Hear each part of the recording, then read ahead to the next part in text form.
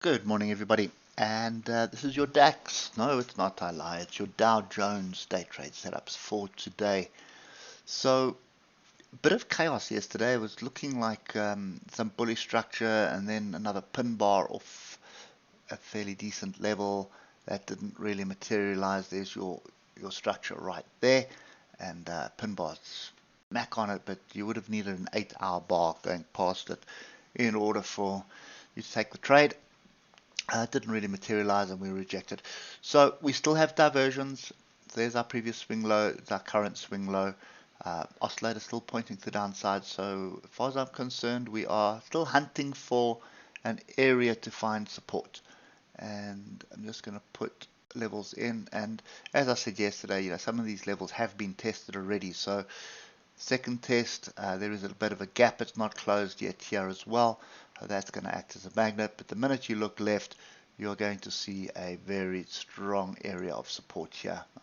Let's put those three levels in. So look there. You can see that's what we're aiming for. So you have to just keep that in the back of your mind. Now, if we just pop across to the weekly, because obviously we're coming up to the end of the week, so you want to make sure that you understand what's on the weekly charts. And at the moment, big up, big down, big inside bar, could end up being a bit of a engulfing bar here, but the trend is up. Okay, so we are this zone, and I've said it so many times, this zone here is really, really important. We're going to have to get through the 34,381 area convincingly for this break to happen. But what has happened is we have set up a big inverse head and shoulders on the weekly here. Oscillators are kind of overbought, so don't really see anything happening at the moment. But trend is up at the moment, a messy trend, but it is definitely up. So if you keep that weekly picture in your back of your mind, we do have a crossover on the 3-hour this week, so that could be the start of something of a trend to the downside, should I rather say. Also head and shoulders here. So there's a shoulder, head. This could be the shoulder, or we could bounce and form a shoulder. So you could also look at this. It's a flat top, flat bottom triangle as well. So a bit of bearish structure here with this crossover, but we're not below the 155 EMA yet. So in my view on the 3-hour, we are kind of in a range, and with all these tails, this barbed wire that is forming here, that would be an area to be very cautious. Oscillators also grouping to the downside, so not something I want to be chasing on the 3-hour to the downside, but it is prickling a few warning bells at the moment to say be careful here, because we could, we start barreling through these three levels I've given you here. We are pretty much going to be gap hunting, and there are a lot of gaps all the way down to the downside. So it's going to be a messy ride as well, because there's a lot of structure. You can see that kind of stuff there. That's going to hold us up. So on the hour. So if you're one of the guys that are waiting for the hour and 15-minute chart to pop up so you can see your trades for the day, pop us a thumbs up. I'd appreciate it. Drop us a comment as well. We appreciate that even more, and share on one of the social media platforms. I see my social experiment was quite interesting. So looking at the hour, yesterday was chaos. It wasn't really a big move to the downside. It was more of a range. So you can see there, top of the range, and that was along the 155 EMA, and that 155 EMA keeps price in check. It doesn't matter which time frame you look at it, it's always keeping price in check.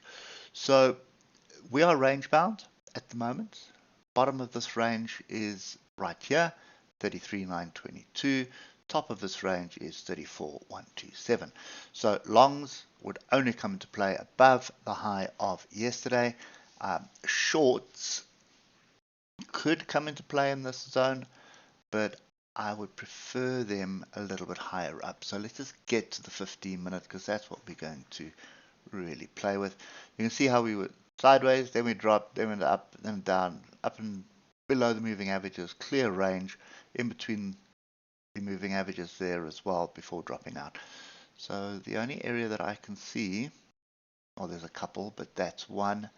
I'm just going to put the zone in. That's the zone. I'd want to see price rejecting this area, 34.061 and 34.033. Get a rejection there, then I'd be looking for a move to the downside. First target is going to be 33.922, then we'd be looking at 33.861, and then finally we'd be looking at 33.803, and then you can actually just take the height of this range and move to the downside. There'll probably be another target down here around 33.780, somewhere around there. Okay, so that's kind of the setup I see.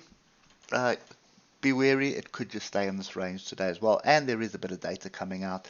And when I said gap hunting, go to the left, there's a gap right there. There was a couple here. See, that one's closed. Here's a big one right here. Just put it in. Here's a little one there. Another one there. Another one there. Another one there. Another one down there. Anyway, you get my drift. Big one down here. There is a lot of gaps to the downside, so just be wary. You could act as magnets, or alternatively it could trap you. So I'd be taking shorts but off here, and then taking profit quickly and small positions. Hope that helps, and we'll catch up with you tomorrow morning. Cheers for now.